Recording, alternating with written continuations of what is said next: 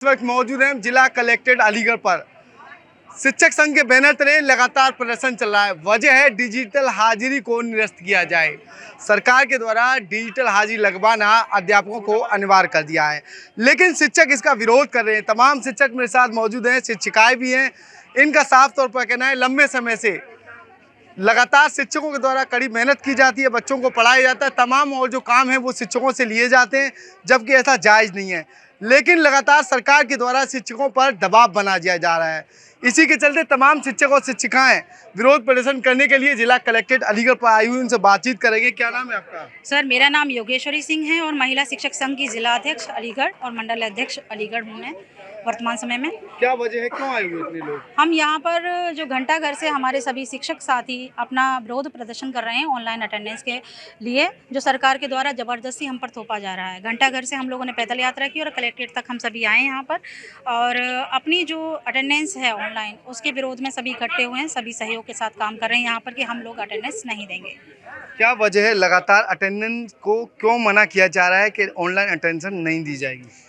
देखिए, ऐसा है कि ऑनलाइन अटेंडेंस देने के लिए हम तैयार हैं, लेकिन उसके पहले जो है आप जो भी सुविधाएं हैं पहले आप उनको दीजिए। हम शिक्षक जो है पहले सबसे पहले तो ये देखिए कि रास्ता किस तरीके के रास्ते से होकर के हमारा शिक्षक जो है विद्यालय जाता है और किस परिस्थितियों पर वहाँ जा कर के वो पढ़ाता है। अब आप कह रहे हैं ऑनलाइन अटेंडेंस के लिए, तो वहाँ जो है नेटवर्क नहीं है। कोई भी हम कार्य करते हैं तो वो इतना मतलब तुरंत खुलता भी नहीं है, ऐप भी अच्छे नहीं हैं।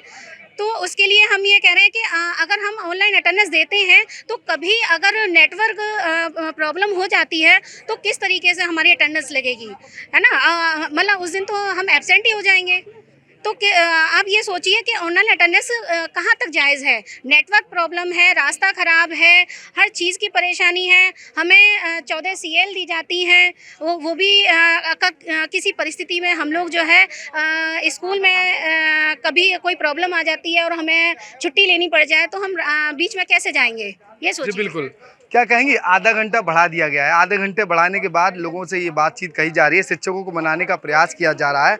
अगर आप लेट होते हैं, नेटवर्किंग प्रॉब्लम होती है तो आधा घंटे मैनेज कर सकते हैं, ऐसी बात सामने आ रही। क्या है सच? ये अभी सरकार के द्वारा आधे घंटे का जो लॉलीपॉप शिक्षकों को थमाया जा रहा है कि आज शिक्षक आधे घंटे की वजह से इसमें उनकी हाँ में हाँ मिलाने लगे और हाजिरी देने के लिए तैयार हो जाए। 2 दिन के बाद में ही सरकार पलट जाएगी और वापस अपने 8 बजे के नियम पे आ जाएगी। हम इस नियम का पूर्ण विरोध करते हैं। हमें आधा घंटा नहीं, हमें पूरा रिलैक्सेशन दिया जाए। यदि शिक्षक जो है हफ्ता में 4 दिन से ऊपर जो है वो लेट होता है तो स्वतः उसकी CL काटने का नियम बना जाए। इस तरीके से शिक्षकों को धोखा देने से और उनको बहलाने फुसलाने से हम जो है उनकी बातें मानने वाले नहीं है। ये ऑनलाइन और डिजिटल का जो कार्य सरकार ने हमें दिया है, हम उसका पूर्ण बहिष्कार करते हैं। जी बिल्कुल। शिक्षिकाओं की अगर बात कही जाए तो शिक्षिका और शिक्षक साफ तौर पर सभी का ये कहना है तमाम जो अन्य काम है वो उनसे कराए जाते हैं, चाहे वोटिंग की बात हो, तमाम चाहे जनगणना हो, मतगणना हो, ये सारी चीज़ें जो शिक्षकों से कराई जाती। क्या होना चाहिए? नहीं, इसमें हमसे 27 काम करवाए जाते हैं, जिसमें सर्वे है, जनगणना है, बाल गणना है। हम DCF का काम, DBT का काम करते हैं, प्रेरणा पे काम करते हैं, यूडाइस पे काम करते हैं।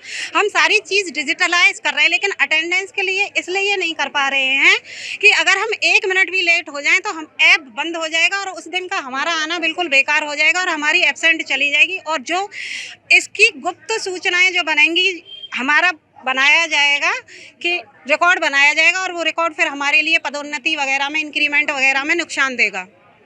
जी बिल्कुल। क्या कहेंगी, लगातार जो प्रदर्शन चल रहा है, बात कैसे बन पाएगी? शिक्षक और सरकार कैसे बात बनेगी? क्या होना चाहिए? सर, अभी ये लगातार चलेगा हमारा ये धरना प्रदर्शन। जब तक सरकार हमारी मांगें पूरी नहीं करती है तब तक हम ऐसे ही लड़ाई लड़ते रहेंगे। और ये तो हमारी शुरुआत है। अभी हाफ CL का भी प्रबंध होना चाहिए, क्योंकि हमारे लिए छुट्टी सिर्फ 14 CL दी जाती हैं और उसमें हम हमारे घर के काम कैसे करेंगे?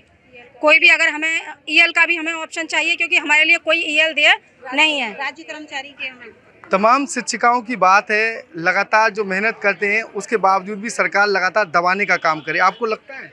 हाँ, बिल्कुल लगता है।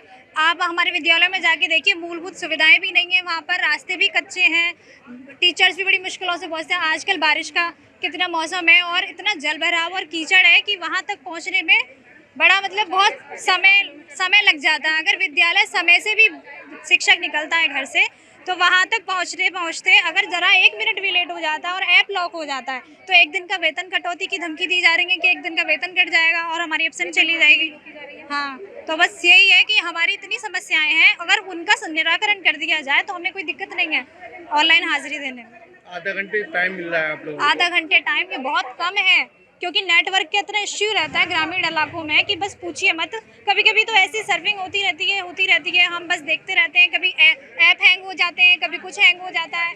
लेकिन सरकार ने टैब दे दिए हैं, हम बहुत सारे काम कर रहे हैं, डीबीटी का काम कर रहे हैं, डीसीएफ का काम कर रहे हैं, बच्चों के रजिस्ट्रेशन, प्रेरणा, बहुत सारे काम कर रहे हैं, ऑनलाइन कर रहे हैं, पहले से करते आ रहे हैं। और यहाँ तक कि हमसे कहा जाता है कि आपको गैर शैक्षणिक कार्यों में नहीं लगाया जाएगा, लेकिन क्या होता है हाई कोर्ट का आदेश आने के बाद भी ये सब हो रहा है। हम लोग को बीएलओ के काम गैर शैक्षणिक कार्य है और बहुत सारे ऐसे काम है, वोटिंग के काम में, बहुत सारे कामों में ऐसे लगा दिया जाता है। कभी भी कोरोना काल में आप देख लीजिए, हेल्थ डिपार्टमेंट का सहयोग भी हम लोगों ने किया और अगर हम नहीं करते तो मुझे लगता था कि कोरोना वैक्सीनेशन पूरा हो ही नहीं पाता। अब सरकार बिना शिक्षकों के कोई काम नहीं कर पा रही है और शिक्षकों का कोई काम वो आसानी से कर भी नहीं रही है। इस वजह से हम लोग को सड़क पर आना पड़ा। ये विरोध हमको दर्ज करवाना इसीलिए ज़रूरी लगा ताकि उनको लगे कि हम लोग वाकई में परेशान हैं, इसलिए हम ऐसा कर रहे हैं। कब तक चलेगा ये, कैसे मानेंगे आप लोग?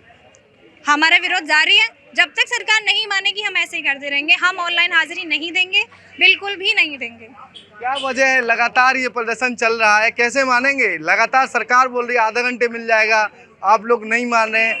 लोगों का कहना है शिक्षक जो है लगातार, कुछ शिक्षक घर बैठ कर ही खाना पूर्ति कर देते, रजिस्टर में मेंशन कर दिया करते थे। क्या लग रहा है आपको? सरकार और अधिकारी पहले धरातल पर आकर देखें कि शिक्षक कितने काम करता है। आज इस शिक्षक को एक बधुआ मजदूर बनाने का काम सरकार ने और प्रशासन ने किया है। सिलेंडर उठाना है तो शिक्षक उठाएगा, एमडीएम बनवाना है तो शिक्षक लाएगा, उसी के साथ में खाना की पूरी जिम्मेदारी उसी की है, स्कूल में झाड़ू लगाने की जिम्मेदारी उसी की है, बीएलओ ड्यूटी की जिम्मेदारी उसी की है। उसी तरीके से ये स्वास्थ्य विभाग ये भी जान ले कि ये अगर पोलियो अगर भारत से गया है तो 90% भागीदारी इसमें हमारे शिक्षकों की है। शिक्षकों ने पूरी तन मन धन से हर तरीके से काम किया है। हम आपको ये भी बता दें, अगर ये डिजिटल हाजिरी अगर ये नहीं हटाने आदेश वापस लेते हैं तो ये निश्चित मानिए 22 तारीख से अनवरत धरना प्रदर्शन हम लोग निर्देशालय का करेंगे और जब तक वहाँ से नहीं हटाएंगे जब तक ये आदेश वापस नहीं हो जाता। वजह क्या है? क्योंकि लगातार जो बातें सामने आ रही है उसमें साफ तौर पर देखा जा रहा है कि सरकार जो है टाइम टेबल पर अध्यापकों को सेट करना चाह रही है। सरकार का ये मोटिव है, समय से अध्यापक आए, छात्रों को अच्छी शिक्षा मिले। लेकिन दिक्कत कहाँ है फिर आपको? आप सब लोग तो हर हकीकत को जानते हैं। आज ये मान लीजिए कम से कम प्रदेश में 8000 विद्यालय ऐसे चल रहे हैं जो शिक्षक विहीन विद्यालय हैं। उसी तरीके से जनवरी से मार्च तक का आप महीना देख लीजिए, आधे लोग ट्रेनिंग में चले जाते हैं, आधे लोग बीएलओ ड्यूटी में चले जाते हैं और जो कुछ बचते हैं उनको चुनाव ड्यूटी में लगा दी जाती है। माध्यमिक शिक्षा की सारी परीक्षाएं भी हम लोग कराने का काम करते हैं। उस टाइम सरकार नहीं देखती है कि विद्यालयों में अध्यापन का कार्य किस तरीके से होगा, किस तरीके से शिक्षक पढ़ाएंगे। आप दूरस्थ इलाकों में जाके देखिए, वहाँ केवल एक शिक्षा मित्र या एक अनुदेशक पढ़ाने का काम करता है। वो ये मान लीजिए 50 से 60 बच्चों को अकेले घिनने का काम करता है। अगर शिक्षा की गुणवत्ता बढ़ानी है तो निश्चित रूप से हमको गैर शैक्षिक कार्यों से अलग कर और हमको अध्यापन का ही काम करने दें। हम सरकार को ये भी देना चाहते हैं कि हमारे आदर्श चाणक्य हैं, हम चाणक्य के वंशज हैं।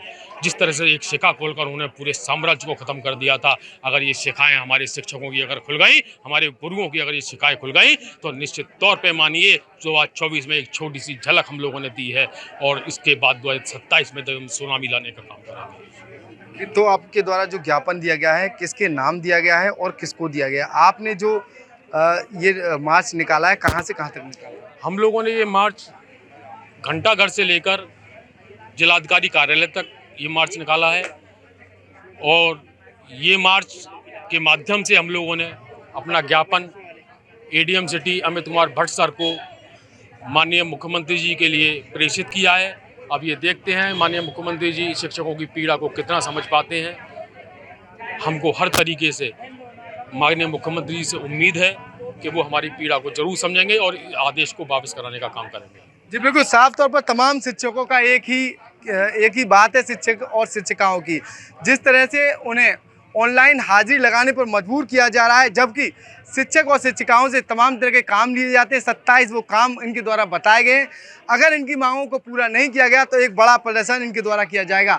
देखना ही होगा उत्तर प्रदेश के मुख्यमंत्री योगी आदित्यनाथ इनकी ओर ध्यान देंगे या फिर नहीं, ये तो आने वाला वक्त बताएगा। फिलहाल शिक्षकों के द्वारा साफ तौर पर कहा गया अगर उनकी मांगों को पूरा नहीं किया गया तो शिक्षक पूरे तरीके से धरना प्रदर्शन करने पर मजबूर होंगे।